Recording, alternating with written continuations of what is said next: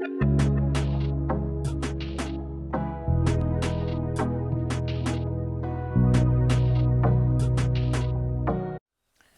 everyone and welcome back to my channel. This is Nana's Space. I do reviews of shows, series, movies. I'm currently reviewing New Amsterdam. This is their episode 14, I believe, Onto the Breach. Before I continue, thank you for all who have liked, commented, shared on the previous video. Let's get into it. So this episode started off with a 2.5 minutes eulogy for Dr. Kapoor.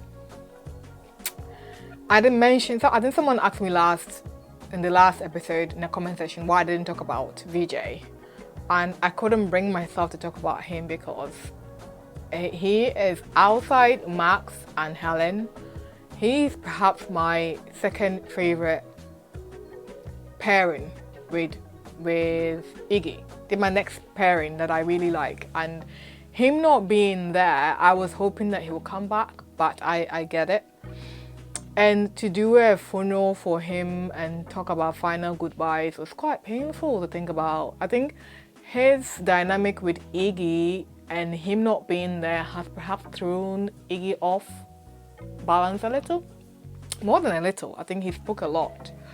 And everyone sharing their experiences with him, with Helen talking about how he said hi to her when she started first from a different country, to Reynolds finally confessing about that lady that they smuggled into another hospital to do the procedure, to Iggy's heartfelt eulogy that he gave.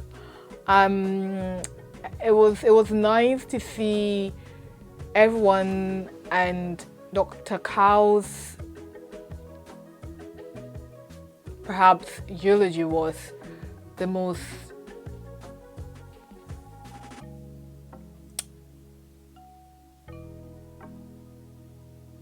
I'm struggling here because I really will miss Vijay.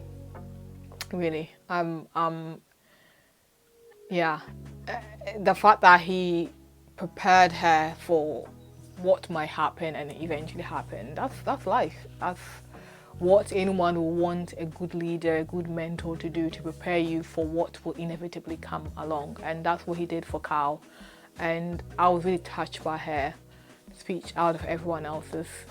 So we did that, and the clergy, pastor or reverend, unfortunately passed out in town with Max, and when they wheeled him in, Fuertes has got this automated hoopla before you get into triage, before you get into ED, that Max was like, what the heck?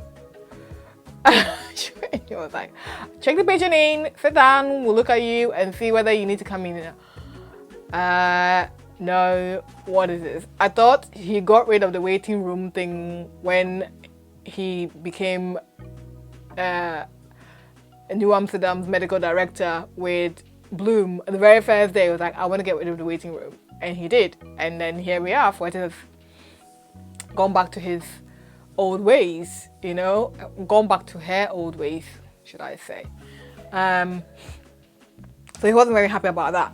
Anyway, I will get back to that, but I thoroughly enjoyed Iggy's new patient, Jack, the 8-year-old who wanted to get emancipated.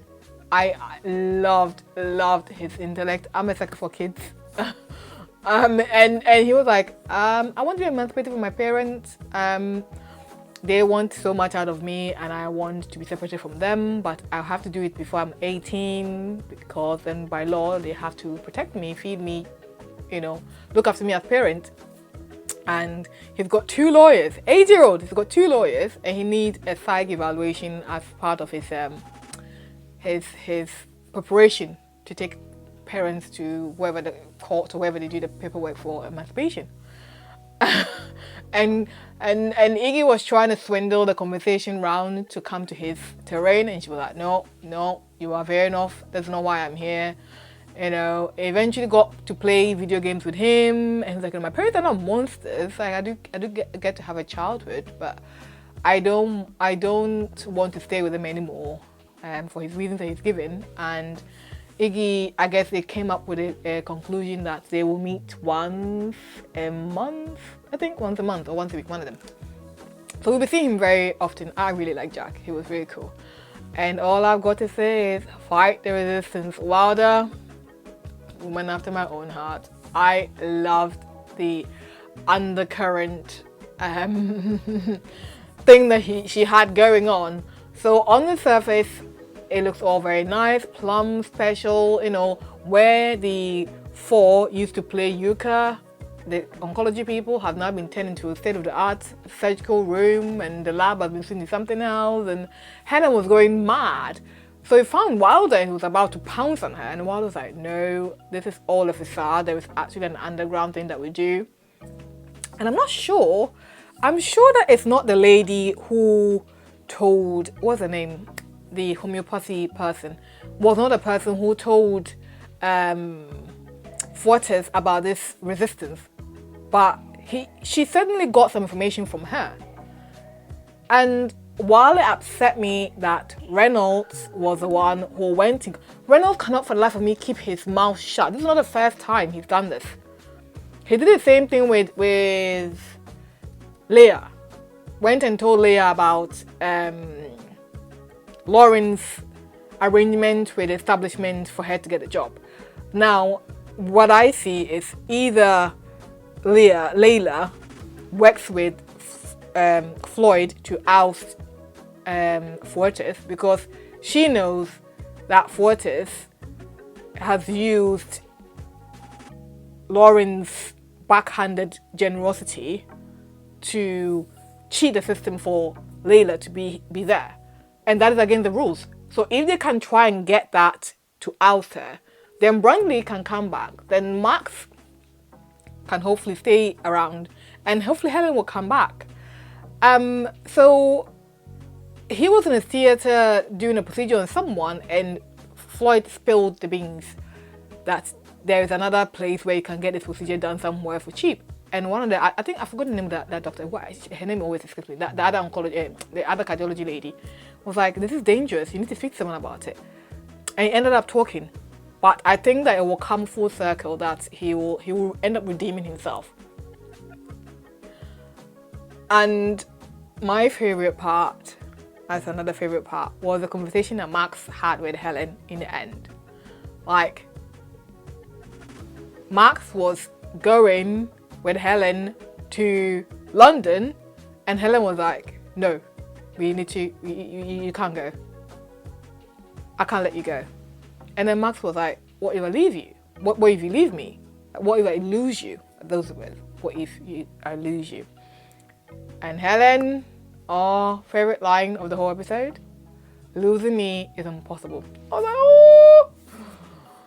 So you go and save New Amsterdam and then bring your behind to London. Now, granted, I hate to say this, but in Max's own words, his plans only work because of her. So if he's there and she's not, I hope that is setting a tone for Helen to come back.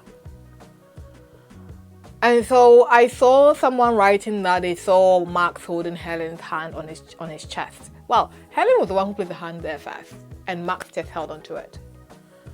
And that is the difference between Helen and Evie. When Evie told Reynolds, another parallel, this show is full of parallels, I love it.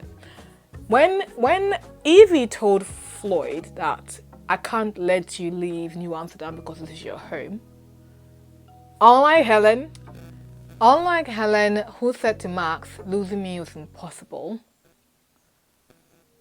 unfortunately, Evie, I don't know whether she wasn't that smart, or that she genuinely didn't think it was going to work, or the love wasn't that, or that. But perhaps if she gets a second chance, and she really, really likes Reynolds, that's the line to use. Losing me is impossible. So you go do the work. So I guess Helen has now released marks of any guilt that he might have about leaving her in London. So I'm giving the permission. Go save New Amsterdam. Go do your thing, knowing that I'm not going anywhere. Like, distance is not going to separate us. She's gone for a month before and it was fine. I'm hoping that she'll come back and forth, you know. If he's willing to travel back and forth. Helen sat in the middle seat that will not recline to come back to Max. So I'm sure they can work something out. So I'm all here for it. I think they're taking a 2-week break. So next 2 weeks, we're not going to have any New Amsterdam episodes. I think mid-February, they'll be back. So until then, I will see you on the next one. Please leave a comment, like, share, subscribe. And thank you for being part of this family. Try and get this channel to 1,000 subscribers by the end of this quarter. That's my aim. So please subscribe. Thank you. Bye.